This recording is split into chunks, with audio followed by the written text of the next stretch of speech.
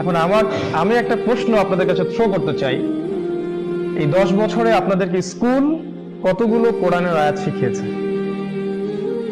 100টা, 50টা, 10টা, একটা? তাহলে আসলে আমরা কিসের পিছনে ছুটছি? আজকে যেহেতু ডিটেলস বলার সময় নেই, আমি আপনাদেরকে কিছু প্রশ্ন থ্রো করে দিব, উত্তর আপনারা খুঁজবেন সারা জীবন। ইনফ্যাক্ট আমি এখনো খুঁজি।